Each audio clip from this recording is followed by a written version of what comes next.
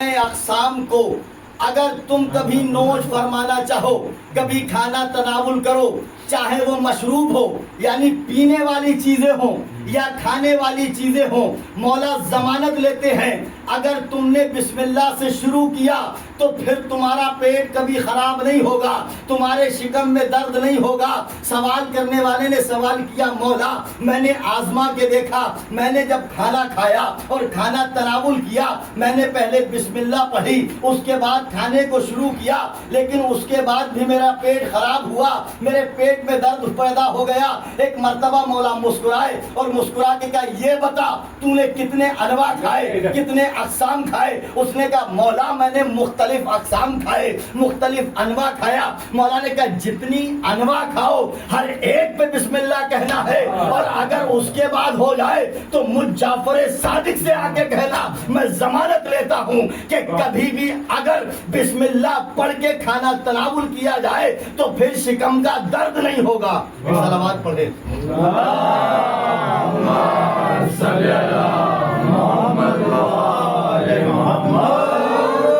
یہ بسم اللہ کو برکت قرار دیا، یعنی اللہ کی ذات حق ہے، اس کا بھیجا ہوا رسول سراپے حق ہے، اور اس کے سینے پہ، اس کے قلب پہ جس قرآن کو نازل کیا وہ کتاب بھی حق ہے، اور اس صادق نبی نے اپنے اچھے اور ملائم لفظوں سے اور جو لفظ استعمال کیے ہیں اس حریف کائنات میں کوئی ان لفظوں کو نہیں تول سکتا۔ ترجمہ کرنے والے ترجمہ کر سکتے ہیں، مگر اس سچے نبی نے اپنی صادق زبان سے ایک جملہ کہا۔ کیا کہا؟ یعنی وہ ذات حق ہے، اس کا رسول حق ہے، اور جو قرآن آیا مسلمانوں کے لیے، مومنوں کے لیے، ہدایت کے لیے جو قرآن آیا، یعنی ہادی و رہبر اور لیڈر بھی حق ہے، اور جو کتاب آئی، جو آئین آیا، جو قانون آئے، جو اصول آئے، وہ بھی حق ہے۔ مگر اصول کب تک حق ہے؟ جب حق ہے کہ دیکھیے قرآن ایک تھیوری ہے، قرآن کو آپ پڑھتے چلے جائیں، قرآن بتاتا چلا جائے گا، لیکن قرآن سمجھ نہیں سکتے جب تک پریکٹیکل نہ ہو۔ قرآن کی 30 پاروں کو، 6666 آیتوں کو، 114 سوروں کو، یعنی 72 نے امام حسین نے کربلا کے میدان میں پوری وزنی کتاب کو اسے 72 گھنٹے میں کیا کیا؟ اس قرآن کو پریکٹیکل کر کے دکھایا۔ کربلا وہ وظیفہ ہے، کربلا وہ سرمایہ ہے، کربلا وہ ثانیہ ہے، کربلا وہ زمین ہے جہاں حسین نے قرآن کے ایک ایک حرف کو پریکٹیکل کر کے دکھایا۔ دنیا والوں کے لیے کتاب تھیوری تھی، حسین پریکٹیکل کر رہے تھے۔ عباس گیا، بھائی کی عظمت بتائی، سکینہ نے پانی طلب کیا، بھتیجے کی عزت پتہ چل گئی، قاسم سامنے آیا، موت کی عظمت بتا دی، اصغر مسکرائے، موت کی اوقات بتا دی۔ ایک سلامات پڑھیں۔ اللہم صلی علی محمد و آل محمد۔ اس رسول کے سینے پہ جو قرآن نازل ہوا، اس سچے نبی نے ایک حدیث فرمائی۔ نبی نے کیا فرمایا؟ الحق و مالی و علی و ماد حق، اور یاد رکھنا حق علی کے ساتھ ہے اور علی حق کے ساتھ ہے۔ پھر محمد نے اصحاب کے درمیان اپنے ہاتھوں کو بلند کر کے کیا کہا؟ اللہم ادر الحق ما حیث دار علی، میرے اللہ جدھر جدھر علی مڑے حق کو ادھر ادھر موڑ دینا، یعنی حق کو پیرو علی بنا دے، پیرو علی قرار دے دے۔ تو سمجھ میں آیا میرے شیعہ بھائیوں، یعنی وجہ یہی ہے جدھر علی مڑے گا ادھر حق مڑے گا، اور جہاں حق کو تلاش کرنا ہے تو کہیں تلاش نہ کرو، حق علی کے سوا کہیں نہیں ملے گا۔ حق کی پرورش علی کے آنگن میں ہوئی ہے، علی کی گودی میں حق کھیلا ہے، تو یعنی حق بھی علی کے پیچھے مڑتا ہے، شیعہ بھی علی کے پیچھے مڑتے ہیں۔ یعنی اس وجہ سے وجہ یہی ہے کہ انہوں نے عالم زر میں کوئی وعدہ و میثاق لیا تھا جہاں حق بھی تھا اور ارواح مومنین بھی تھی۔ حق نے بھی علی کو دیکھا، مومنین نے بھی علی کو دیکھا، اور میثاق میں یہ وعدہ کیا روحوں نے عالم ارواح میں، قیامت گزر جائے گی نہ حق علی سے مڑے گا نہ ہم علی سے مڑیں گے۔ ایک صلوات صلی اللہ محمد و آل محمد۔ پھر نبی علی نے ایک حدیث فرمائی، نبی نے فرمایا دنیا والوں یاد رکھنا ساری دنیا ایک راستے پہ جا رہی ہو اور علی ایک راستے پہ ہو، ساری دنیا کو چھوڑ دینا مگر علی کا راستہ نہ چھوڑنا۔ مقداد و عمار یاسر کھڑے ہوئے، کہا کیوں یا رسول اللہ؟ کہا یاد رکھو ساری دنیا باطل ہو سکتی ہے مگر علی باطل نہیں ہو سکتا، کیونکہ علی کا راستہ حق کا راستہ ہے۔ تو ہم نے جو عالم زر میں علی کے دستے مبارک پہ وعدہ کیا تھا، اسی لیے ہم ہر نماز میں پنجگانہ نمازوں میں اس بات کو دہراتے رہتے ہیں۔ کیا کہتے رہتے ہیں؟ اہدنا الصراط المستقیم، ہم نے جو وعدہ کیا اس راستے پہ قائم رہنا۔ بہت بڑا جملہ تھا، ہم نے جو راستہ، ہم نے جو وعدہ کیا اس راستے پہ قائم رکھ۔ کیوں؟ کیونکہ جو راہ مستقیم ہے، جو سبیل صراط ہے، وہ علی کا راستہ ہے، حق کا راستہ علی کا راستہ ہے۔ تو ہم ہر نماز میں یہی تو کہتے ہیں کہ ہمیں علی کے راستے پہ قائم و دائم رکھ۔ کیوں؟ اس لیے ہمارا جینا علی، ہمارا مرنا علی، ہمارا اٹھنا علی، ہمارا بیٹھنا علی، یہ سانسیں جب بھی جائے علی کے لیے جائے۔ کیوں؟ حق علی کے علاوہ کہیں نہیں ہے۔ اگر حق کی کوئی سند ہے وہ تو ذات ابو تراب ہے۔ حق کی کوئی سند ہے وہ ذات ابو تراب ہے۔ اب حق کو علی نے حق کیسے بنایا؟ دیکھیے، خدا کی ذات حق، محمد کی ذات حق، لیکن درمیان میں اگر ذات علی نہ ہو تو نہ نبی اکرم کی حق کی ذات باقی رہتی، نہ اللہ کی ذات باقی رہتی۔ بہت بڑا جملہ ہے اور انشاءاللہ چند لمحوں میں ثابت کرتے ہوئے آپ کی رحمت کو تمام کر دوں گا۔ یعنی وہ بھی حق اور یہ محمد بھی حق، ان کے درمیان میں جو حق ہے اس حق کو علی کہتے ہیں۔ اور علی نے عظمت خدا بھی بچائی ہے اور عظمت محمد بھی بچائی ہے۔ ممبر کوفہ پہ بیٹھ کے نہج الاسرار میں مولا کا خطبہ ہے، پورا خطبہ نہیں پڑھنا۔ مولا فرماتے ہیں لوگوں یاد رکھنا۔ پھر علی نے اپنے چہرے کو آسمان کی طرف کہا، کرنے کے بعد کیا؟ یا ایھا الناس، اے لوگو آترفو، کیا تم مجھے پہچانتے ہو؟ میں علی ابن ابو طالب، ابو طالب کا بیٹا علی کون ہوں؟ لوگوں نے کہا مولا جانتے ہیں۔ ایک مرتبہ مولا نے کہا جانتے ہو، کما حق ہوں نہیں جانتے، مجھے کما حق ہوں نہیں جانتے۔ پھر مولا نے آسمان کی طرف چہرہ کیا اور چہرہ کر کے کہا بار الہ گواہ رہنا، علی نے اپنے آپ کو گھٹا گھٹا کے تجھے پہچنوایا ہے، علی نے اپنے آپ کو گھٹا گھٹا کے تیری عظمت کو بچایا ہے، تجھے پہچنوایا ہے۔ پھر نبی نے اگلی حدیث علی کے اس قول میں پیش کی۔ نبی فرماتے ہیں کہ علی نے اپنے فضائل کے 70,000 باپ کو پسے پشت ڈال دیا۔ کیوں؟ اس لیے وہ وحدہ لا شریک رہے، وہ علی کل شیء قدیر رہے۔ علی نے اپنے آپ کو گھٹا گھٹا کے خدا کی عظمت کو، اس کی الوہیت کے پرچم کو، اس کی وحدانیت کے پرچم کو بلند کیا۔ اور اتنے پہ ایک قوم ایسی آئی جو علی کو خدا کہتی رہی، اور علی نے خود کہا دیکھو میرے بارے میں دو لوگ کبھی جنت کی خوشبو نہیں سونگھ سکتے، ایک وہ جو علی کو گھٹاتے ہیں، ایک وہ جو علی کو بڑھاتے ہیں۔ اور اس کی دلیل یہ ہے جب علی نے سجدے میں ضربت کھائی تو علی نے کہا فزتو برب الکعبہ، رب کعبہ کی قسم علی آج کامیاب ہو گیا۔ اس کی وجہ یہ تھی، آپ نے بہت سی وجہ سنی ہوگی کہ خیبر و خندق فتح کرنے والا علی سجدے میں تلوار کھا کے کہہ رہا ہے کہ بار الہ آج علی کامیاب ہو گیا، یعنی رب کعبہ کی عزت کی قسم کھا کے علی کہہ رہا ہے علی آج کامیاب ہو گیا۔ کیوں؟ اس لیے کیونکہ علی نہیں چاہتا تھا کہ اس کی عظمت پامال ہو، اس کی عظمت گھٹے۔ وہ وحدہ لا شریک ہے تو شریک رہے گا، وہ علند ہے، اعلیٰ ہے، اعلیٰ مرتبت ہے، وہ کرسی نشین ہے، وہ نور کا پیکر ہے، وہ عظمت والا ہے، وہ اعلیٰ رہے کیونکہ علی خود اعلیٰ تھا۔ اعلیٰ ظرف لوگوں کی یہ خاصیت ہوتی ہے کہ وہ جسے عزت دیتے ہیں اسے اعلیٰ سمجھ کے دیتے ہیں، کم ظرف جب بھی عزت دیتا ہے نگاہوں میں گرا دیتا ہے۔ تو علی اس کا اعلیٰ نواز بندہ تھا، اس نے سجدے میں ضربت کھا کے کہا بار الہ رب کعبہ کی قسم علی کامیاب ہو گیا۔ نصیریوں نے قتل کے باوجود خدا کہا، کیا کہا نصارہ نے؟ یا علی پہلے شک تھا، اب یقین ہو گیا۔ علی نے سجدے میں ضربت کھا کے کہا فزتو برب الکعبہ، علی آنے والی دنیا تک یہ رواج قائم کر کے جا رہا ہے۔ یہ دلیل لوگوں کے لیے سب سے بڑی دلیل ہوگی کہ جب کوئی علی کو فضائل سننے کے بعد خدا کہے گا اور اس مقام پہ پہنچے گا کہ علی نے مسجد میں حالت سجدہ میں ضربت کھائی، تو پڑھتے پڑھتے یہ تو سوچے گا جو سجدہ کرے وہ خدا نہیں ہوتا، جس کا سجدہ کیا جائے وہ خدا ہوتا۔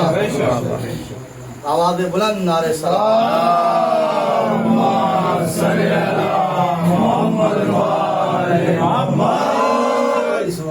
علی نے کیسے اس کی حق کی عظمت کو بچایا؟ 2-4 منٹ میں منظر نہیں، ایک پس منظر دکھاؤں گا۔ پوری تاریخ کا ایک منظر ہے، ایک پس منظر ہے، ایک پشے پشت ہے جو انسانوں کے سامنے بہت کم آیا ہے۔ دیکھیے آپ بہت سنجیدگی کے ساتھ سن رہے ہیں، اس لیے میں نے اس موضوع کا انتخاب کر لیا، ورنہ یہ پڑھنے والا نہیں تھا۔ بہت کم پڑھتا ہوں، لیکن اس چیز کو اس لیے پڑھ رہا ہوں کہ مجھے محسوس ہو رہا ہے آپ لوگ میری بات کو بہت غور سے سمجھ رہے ہیں۔ میں تاکہ اس بیچ کو ثابت کروں، ایک صلوات پڑھ لیں۔ اللہم صلی علی محمد و آل محمد۔ عظمت حق علی نے بچائی اور ذات محمد کی عظمت بھی علی نے اپنے ذمے لی۔ جب کبھی اس حق کی عظمت میں بات آئی علی حاضر ہیں، اور جب کبھی محمد کی عظمت پہ بات آئی علی حاضر ہیں۔ علی نے دونوں عظمتوں کے وقار کو بچایا ہے، اور علی نے کس طریقے سے بچایا؟ جنگ خندق کے بعد جب مشرکین اور کافروں کو کھلی ہوئی شکست ملی، اس کے بعد کافرین اور مشرکین کچھ یہودیوں کے پاس گئے۔ یہ یہودی کون ہیں؟ یہودیوں کے 10 قلعے ہیں، اور بہت زیادہ، بہت متوجہ ہو کے میری بات کو سنیے گا، انشاءاللہ ایک نتیجے پہ جائیں گے۔ یہودیوں میں جو سب سے بڑا پورے بلاغ عرب کا جو سردار تھا، اس کا نام تھا اختب۔ کیا نام تھا؟ اختب، الف خے توئے بے، اختب۔ اس کا ایک جوا سال بیٹا تھا جس کا نام تھا حی، یعنی حی بن اختب۔ اختب جنگ خندق میں علی کی تلوار سے وار کر کے جہنم میں چلا گیا۔ علی کی تلوار نے اس کے خون کو چکھا اور وہ واصلے جہنم ہو گیا۔ اب کون بچا؟ حی، یعنی حی بن اختب۔ یہ بہت زیادہ پیسے والے، بہت زیادہ مال و زر والے، یعنی اتنے بڑے، ان کے یمن، سوڈان، جہاں جہاں بھی، شام، عراق، ان کے بزنس کے اونٹ جایا کرتے تھے۔ نہ ان کے پاس تلواروں کی کمی تھی، نہ نوکر چاکروں کی، نہ سپاہیوں کی۔ بہت زیادہ کھیتی باڑی کرنے والے لوگ تھے۔ پورے بلاغ عرب میں اس سے بڑا کوئی سردار نہیں تھا۔ اختب کی موت کے بعد یہ جنگ خندق کب ہوئی ہے؟ جنگ خندق ہوئی ہے 5 ہجری میں۔ 5 ہجری میں جنگ خندق ہوئی۔ جب 6 ہجری نمودار ہوئی، 6 ہجری میں حی بن اختب، 5 ہجری میں اختب مارا گیا۔ اب کون بچا؟ اس کا جوا سال بیٹا حی۔ اب لوگوں کو حی کی شادی کی پرواہ ہوئی۔ جب اس کی پرواہ لاحق ہوئی تو لوگوں نے خاتون کو تلاش کرنا شروع کیا۔ جب تلاش کرنا شروع کیا گیا تو دیکھیے جو بادشاہ زادے ہوتے ہیں ان کے لیے کوئی عام خاتون نہیں ہوتی، بلکہ معیاری خاتون چنی جاتی ہے جو ہم پلہ ہو۔ جب لوگوں نے تلاش کیا اور تلاش کرنے کے بعد تلاش بے سیار، بہت زیادہ تلاش کے بعد ایک خاتون ایک مذکور شادی کے لیے چنی گئی۔ اس کی خاصیت کیا تھی؟ بس یہیں پہ منزل ہے اور یہیں پہ تھوڑا سا ٹھہرنا ہے۔ اس کی خاصیت یہ تھی کہ وہ عالمہ تھی، معلمہ تھی۔ وہ کیسی عالمہ تھی؟ وہ علم نجوم کا علم رکھتی تھی، ستاروں کا علم جانتی تھی۔ وہ ماہرہ تھی علوم نجوم میں، یعنی وہ نجومیہ تھی، وہ کاہنہ تھی۔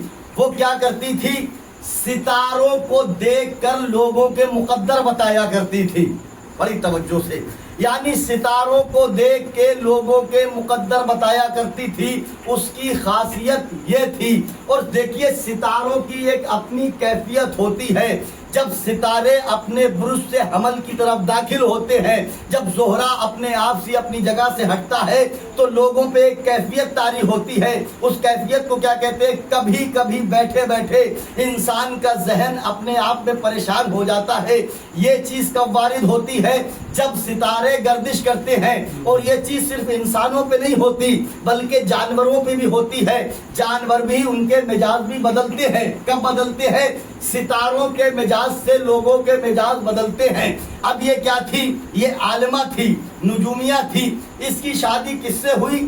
حی بن اخطب کی دلہن بن کے آ گئی، بہو بن کے آ گئی۔ اس کے 5 بیٹے پیدا ہوئے۔ جیسے جیسے 5 بیٹے پیدا ہوتے تھے تو یہ ستاروں کو دیکھ کے، یعنی کون سا ستارہ کس برج میں تھا، کس حبل میں تھا، اور ستاروں کو دیکھ کے ان کے لیے ایک دائچہ، یعنی اگر ہم اپنی زبان میں کہہ دیں جنم کنڈلی تیار کیا کرتی تھی کہ کیسا ان کا بچپن ہوگا، کیسا لڑکپن ہوگا، کیسی جوانی ہوگی۔ وہ ستاروں کو دیکھ کے ان کے آنے والے وقت کا اندازہ لگا لیا کرتی تھی۔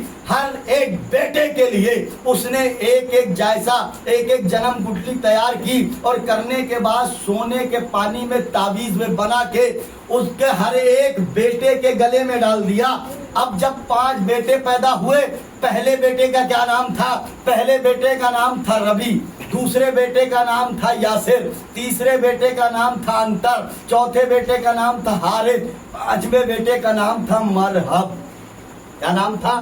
5ویں بیٹے کا نام کیا تھا؟ مرحب۔ 5 بیٹے ربی، یاسر، انتر، حارث، مرحب، 5 بیٹے پیدا ہوئے، اور 5 کے لیے اس نے جنم کنڈلی بنائی اور ایک ایک کے گلے میں ڈالی۔ اور ہر ایک جنم کنڈلی میں، بلکہ وہ وصیت نامہ تھا، ہر اس میں یہی لکھا۔ اور اس کے ایک بیٹی بھی تھی جس بیٹی کا نام تھا صفیہ، جو صفیہ بعد میں رسول کے نکاح میں آئی ہیں۔ یعنی 5 بیٹے اور ایک بیٹی تھی۔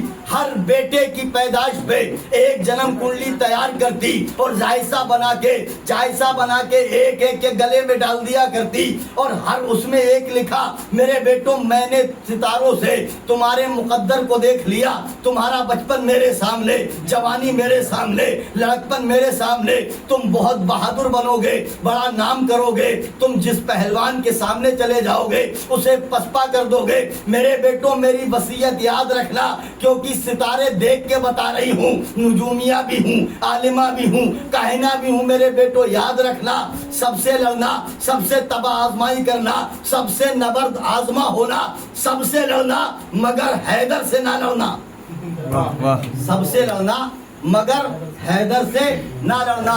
یہ جنم کنڈلی بنا کے تیار کر دی، اور بہت بڑے محل۔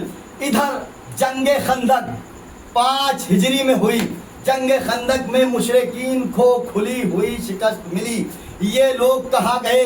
یہودیوں کے پاس آئے، اور آنے کے بعد انہوں نے پلاننگ کی۔ پلاننگ کیا کی کہ ہم اپنے آپ، نہ ہمارے پاس اتنے سپاہی ہیں، نہ مال ہے، نہ دولت ہے، نہ تلواریں ہیں، نہ نیزے ہیں، ہم محمد سے جیت نہیں سکتے۔ کیوں؟ کیونکہ محمد کے پاس علی جیسا سپاہی ہے۔ اگر تم ہمارے ساتھ ہو جاؤ، ہمارا بھی دشمن وہی ہے، تمہارا بھی دشمن وہی ہے، ہم مل کر محمد پہ حملہ کریں گے، مدینے پہ حملہ کریں گے، اور معاذ اللہ محمد کو یہیں قتل کر دیں گے۔ یہ بات کب کی ہے؟ یہ بات ہے سن 7 ہجری کی، یعنی اسلام 7 ہجری میں ختم ہو جائے گا، معاذ اللہ محمد ختم ہو جائیں گے، نہ محمد رہیں گے، نہ کلمہ رہے گا، نہ اسلام رہے گا۔ انہوں نے کہا ٹھیک ہے۔ ابھی یہ پلاننگ کر رہے تھے، محمد مصطفیٰ نے اپنے معصوم بدن پہ جبرائیل کے پروں کی ہوا محسوس کی۔ جیسے ہی جبرائیل نازل ہوئے، کہا یا نبی اللہ، یہ یہودی اور مشرکین مل کے یہ پلان بنا رہے ہیں کہ مدینے پہ حملہ کریں اور محمد کو قتل کریں۔ اس سے پہلے یہ آپ پہ حملہ کریں، آپ ان پہ حملہ کر دیں اور ایک لشکر تیار کریں۔ یہ واقعہ ہے کب کا؟ سن 7 ہجری۔ 16 सफर नमाज असर के बाद 1400 मुसलमानों के साथ मोहम्मद ने मदीने से किधर का रुख किया? खैबर का रुख किया। और कितने लोगों को लिया? 1400 लोगों को लिया। मगर 1400 लोगों में एक बात थी, 200 सवारियों पे थे, 1200 पैदल थे। और जब ये चले 7 हिजरी में मोहम्मद के साथ कितने लोग चले? 1400 मुसलमान। और गुर्बत का आलम ये था, अब जुमला आने वाला है और इशारों में खत्म हो जाएगा। क्या था? सन 7 हिजरी में मुसलमानों का आलम ये था, ये सब गरीब गुरबा थे। 1400 में से 200 के पास घोड़े भी थे, गधे भी थे, सवारियां भी थी, यानी अभी सब गरीब हैं। खैबर के बाद सब गनी हो जाएंगे। मामला ये था। अब ये चले और चलने के बाद खैबर की तरफ पहुंचे। और खैबर में पहुंचने के बाद जब जंग खैबर बर्पा हो गई और बर्पा होने के बाद अली ने अपनी उंगलियों पर बाबे खैबर को उठा लिया और उठाने के बाद मरहबो अंतर को मार दिया। अली ने वो कलमा भी कह दिया, अना लजी सुम्मतनी उम्मी हैदरा, मेरी माँ ने मेरा नाम हैदर रखा है। जब अली ने दोशे हवा पर कदम, उंगलियों पर बाबे खैबर, तो कुछ सहाबियों ने एक मर्तबा अली के बुलंद कदमों को देखा और बजनी दरवाजे को देखा। देखने के बाद आपस में कहा कि ये कोई आम ताकत नहीं है बल्कि इलाही ताकत है, क्योंकि ये इलाही ताकत इसलिए है हर इंसान इस वजन को नहीं उठा सकता है और दोशे हवा पर कदम भी नहीं हो सकते। क्यों? इसलिए ये ताकत का जायजा वहां से है जहां से मलकूतियत मिलती है। तो अली को लोगों ने बंदा समझा, अली बंदा नहीं था बल्कि नूर का पैकर था। अली को अल्लाह ने नूर का पैकर बना के लोगों के दरमियान हिदायत के लिए भेजा था। तो जो हादी बन के आ जाए, इंसान बंदा नहीं है। बंदा समझने वाले गलत समझ गए, वो तो नहानो नजलना की मंजिल पे है। वो कल भी नूर था, आज भी नूर है। जब अली ने ये मार्का कहा और करने के बाद इस मार्के में मुझे खैबर नहीं पढ़ना, मैंने कहा था मुझे मंजर नहीं दिखाना है, मंजर आपने देखा है, मैंने पस मंजर दिखाया है। ये थोड़ा सा आपका वक्त ज़ाया हो गया, लेकिन मैंने पस मंजर इसलिए दिखाया, मुझे आखिरी नतीजा देना था। इस हक को बचाया, यानी नबी की इज्जत को बचाया, खुदा की अजमत को बचाया। ये खैबर में आना नबी की अजमत बचाना था। क्यों? 39 दिन से इस्लाम का तमाशा बना हुआ था। 40वें दिन आके अली ने अजमत मोहम्मद को बचाया। अब अजमत खुदा को कैसे बचाया? अजमत खुदा को ऐसे बचाया, जब लोगों ने अली की ताकत को देख के इलाही ताकत समझा, कहा ये आम बंदा नहीं, ये खुदा है। लोगों ने ये आपस में मशवरा किया कि अली का कलमा पढ़ेंगे, अली को खुदा मानेंगे। अरे जो काबे में आया हो, जो कुरान सुनाने आया हो, जो उसकी इज्जत बचाने आया हो, वो खुदा क्यों कहलवाएगा? वगरना अली के सिफात तो ऐसे थे, धोखा सबको हो जाता। मगर अली ने उसकी अजमत को बचाने के लिए अपने आप को घटा दिया। क्या कहा? बारेला गवाह रहना, अली ने खुद को घटा घटा के तुझे बढ़ाया है। जब अली खैमे में गए और जाने के बाद सलमान ने अली को मुबारकबाद दी, लोग अली का कलमा पढ़ने के लिए आए। अली ने जब इस मंजर को देखा और देखने के बाद अली ने एक रुमाल को उठाया और गांठ को खोला। गिरा को खोलने के बाद एक सूखी हुई जौ की रोटी निकाली। अली ने हाथ से तोड़ना चाही, जौ की रोटी ना टूटी। अली ने जानू से जोर लगाया, रोटी ना टूटी। अली ने सर से जोर लगाया, रोटी ना टूटी। जब रोटी ना टूटी, अली ने फिर से उस रोटी को रुमाल में रखा। ये पर्दे से कदहत से देख रहे थे कि अली पे वो ताकत के खैबर उठा दे और इधर रोटी नहीं टूट रही है। इन्होंने आपस में ये मशवरा किया, जो खैबर उठा दे वो खुदा होता है, जिससे रोटी ना टूटे वो खुदा नहीं हो सकता। अब ये जब ये कह के चले, अली ने मुसल्ले को बिछाया और बिछा के 2 रकत नमाज अदा करने के बाद हाथों को बुलंद किया। बारेला गवाह रहना, अली ने खुद को घटा के तुझे बचाया है। अली ने खुद को घटा के तुझे बचाया है। उसकी अजमत और इज्जत को अली ने बचा लिया है। और इस तरीके से बचाया कि अली ने ज़ाते वाजिब पे कोई हर्फ ना आने दिया। अगर कोई अली को ये कहे कि हमने हद से बढ़ा दिया है तो वो मुगालते में है। मेरे पास इससे बड़ी कोई दलील नहीं है। 2 जुमलों में दलील और ख़त्म दुआ। पहली सबसे बड़ी दलील ये है कि अगर कोई ये समझता है کہ ہم نے علی کو بڑھایا ہے محمد سے، ایسا نہیں ہو سکتا، کیونکہ خود علی نے کہا انا عبد من عبید محمد، میں محمد کے غلاموں میں سے غلام ہوں۔ تو پہلا جملہ یہ ہے، وہ علی کو ہم کیسے بڑھا سکتے ہیں؟ سب سے بڑی دلیل یہ ہے کہ ہمارا کلمہ دیکھ لو، کلمہ کیا ہے؟ لا الہ الا اللہ محمد رسول اللہ علی ولی اللہ۔ یعنی اگر ہم علی کو محمد سے بڑھاتے تو پہلے کلمے میں ہیرا پھیری کرتے، کلمے میں تحریف کرتے، یعنی لا الہ الا اللہ علی ولی اللہ، اس کے بعد محمد رسول اللہ کہتے، بلکہ ہمارا کلمہ کیا ہے؟ لا الہ الا اللہ محمد رسول اللہ علی ولی اللہ۔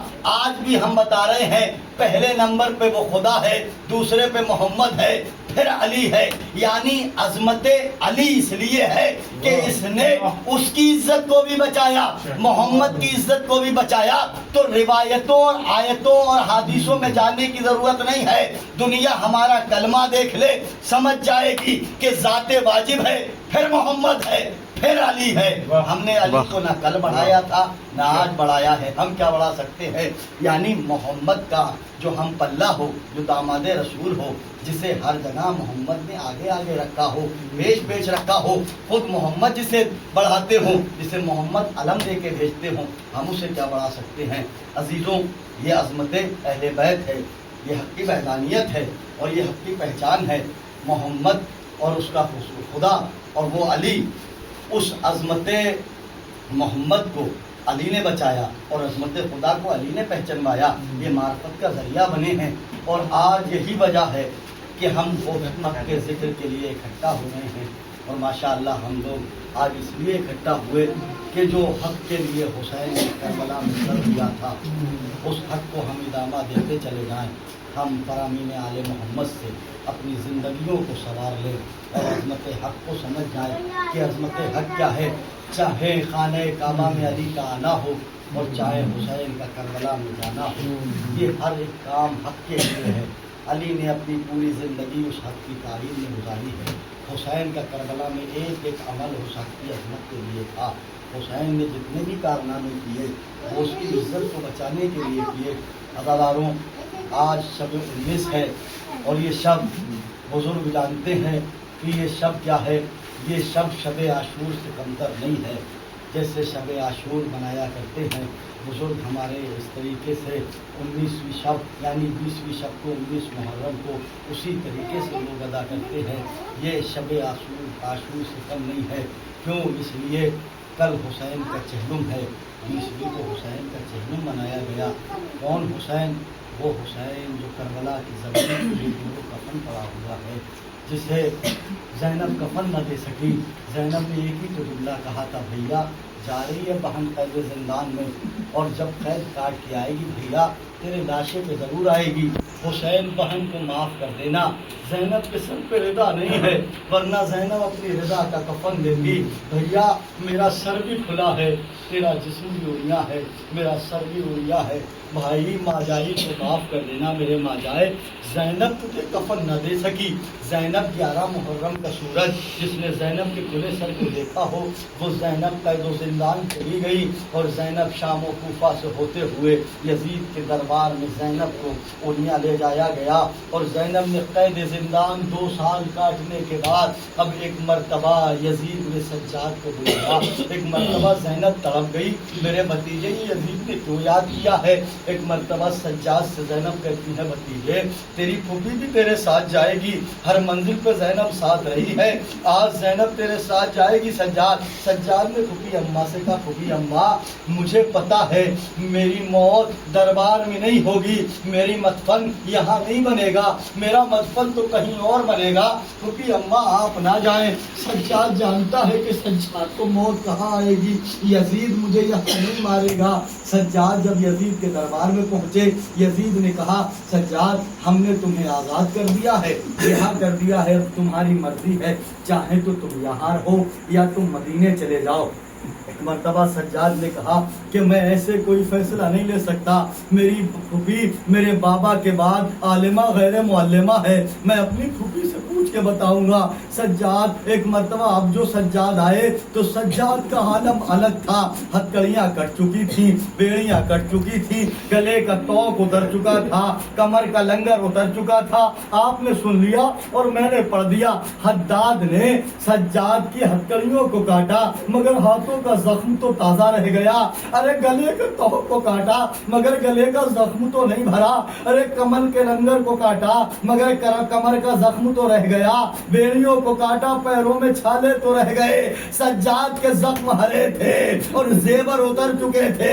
جب زینب نے سجاد کو دیکھا, بھتیجے کو گلے سے لگایا, کہا پھوپھی اماں یزید نے رہائی کا پیغام دیا ہے. کہا سجاد ہم یزید سے کہو کہ ہمارا لٹا ہوا سامان اور ایک مکان خالی کرایا جائے, ہمارے شہداء کے سروں کو بھیجا جائے. زینب جب سے کربلا آئی اپنے ماجائے کو رو نہ سکی. ارے میں اپنے ماجائے اور شہداء کا ماتم کرنا چاہتی ہوں. عزادارو یہ پہلی وہ بنیاد عزا ہے جو زینب نے شام میں ڈالی. ارے یزید کے محل میں ماتم برپا, ایک مرتبہ ایک مکان خالی کرایا گیا, بیویاں جمع ہوئی. عزادارو سامان آنا تو مشکل تھا کیونکہ جانے کہاں کے سپاہیوں نے کوئی زینب کی ردا لے گیا, کوئی سکینہ کے بندے, مگر سر آنا تو آسان تھے. عزادارو ایک ایک سر آنا شروع ہوا. حسین غریب کا سر آیا, ارے زینب نے ماتم کیا. اکبر کا سر آیا, لیلا نے ماتم کیا. اصغر کا سر آیا, رباب نے گود میں لیا. ارے اب ایک سر ایسا آیا, قید میں ایک مرتبہ ایسا سر آیا کہ اب ایک شور ہوا, ہٹو بچوں کا کس کا سر ہے؟ کہا غیور وفادار عباس کا سر آیا. اب جو عباس کا سر تشت میں تھا, عباس کی آنکھیں کھلی تھی, زینب نے بڑھ کے عباس کے سر کو لیا. ارے غیور کی آنکھیں بند ہو گئی. زینب نے شکوہ کیا, عباس یہ دیکھ بے ردا ہو گئے. ارے کوٹوں سے پتھر برسائے گئے. ارے زینب پہ وہ ظلم ہوئے کہ زینب بیان نہیں کر سکتی. زینب نے بیان کیے. ایک مرتبہ سجاد اپنی زخمی کمر کو پکڑ کے اٹھے, ارے عباس کے سر کو لیا. بیویاں سمجھی کہ اب سجاد اپنے زخموں کا شکایت کریں گے, مگر عزاداروں آخری منزل. ارے سجاد عباس کے سر کو زندان کی تاریکی میں اس مقام پہ لے گئے جہاں نلی تربت بنی تھی. ارے اس پہ سر کو رکھا. اٹھو چچا سکینہ آئی ہے. ارے تماچوں کے نشان چہرے پہ, سکینہ چچا کا سر آ گیا. انا للہ و انا الیہ راجعون.